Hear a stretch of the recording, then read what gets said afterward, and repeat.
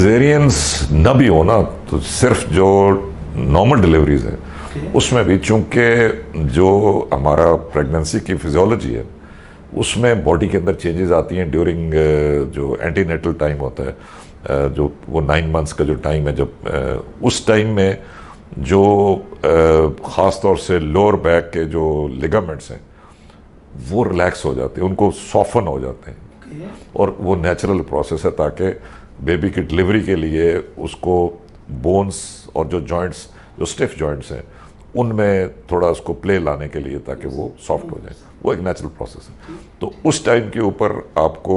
Posture during surgery, first caesarean के दौरान अगर पोस्चर सही मेंटेन नहीं किया एनेस्थीसिया में, तो वो जॉइंट्स ऑलरेडी वो जॉइंट्स लूज थे, सॉफ्ट थे, और किसी पोस्चर की वजह से उन्होंने अंडर एनेस्थीसिया अगर स्टाफ ने केयर नहीं किया तो चांसेस है। तो उसमें आमतौर पे जो जॉइंट पेन करता है वो सैक्रोइलिक जॉइंट है, जो लोअर और आम जुबान में हम उसको सूंज वाला जोड़ है कि मेरी सूंजें दुख रही, और वो जोड़ जो है ना वो दुखता है, बैठने में भी दर्द होता है, और उससे फिर आपको वो पेन आगे टांग की तरफ भी रेडिएट कर सकता है। लेकिन ज़्यादा यही है कि जब बैठते हैं तो दर्द होता है, लो बैठते हैं तो दर्द होता है, और लोअर चेयर के ऊपर बैठे हैं, आलती पालती मार के बैठे हैं तो उससे दर्द होता है। तो वो एक टिपिकल वो सैक्रोइलिक जॉइंट पेन है। उसका ये है कि इंटरेस्टिंगली सैक्रोइलिक जॉइंट पेन काफ़ी कॉमन है, हर एज में कॉमन है, जो यंग एज में भी है, फीमेल्स में भी है और ओल्ड एज में भी है, लेकिन मोस्ट ऑफ द टाइम इसकी डायग्नोसिस मिस हो जाती है, इसको डायग्नोसिस नहीं किया जाता। क्या ये ओवरलैप करते हैं इसके सिम्टम किसी और ऑर्गन की डिजीज़ के साथ, या क्यों मिस होता है? ये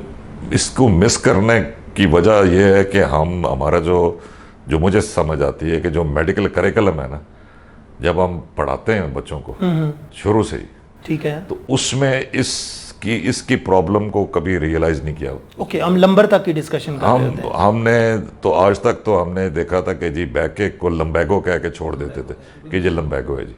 ठीक है जी। तो अब ये हुआ है कि अब बैक की हर जो जगह है वो हमें उसको ट्रेस करना पड़ता है, एग्जैक्टली डायग्नोज करना है कि ये सैक्रोइलिक जॉइंट है, ये फैसेट जॉइंट है, ये कोई लिगामेंट है, ये डिस्क का अपना प्रॉब्लम है। अब उसके लिए फिर टेस्ट डिवाइस हो गए कि अब हम उसको डायग्नोस्टिक ब्लॉक्स लगा के चेक करेंगे। अगर हमें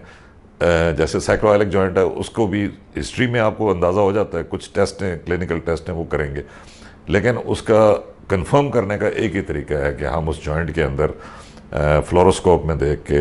लोकल एनेस्थीसिया सुन करने वाली दवाई डालें।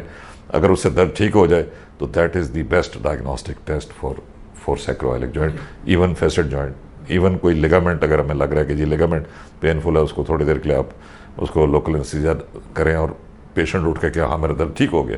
तो उससे बेहतर ना MRI में वो उस तरह से क्लियर चीज़ें नज़र आती हैं। तो डायग्नोस्टिक ब्लॉक्स एक्चुअली वो आपको सही गाइड करते हैं। और लेकिन अब ये ड्यूटी है जो बैक एक को मैनेज करता है कि वो स्ट्रक्चर को डिफाइन करे कि प्रॉब्लम कहाँ है, वो उसको लंबैगो कह के छोड़ ना दे।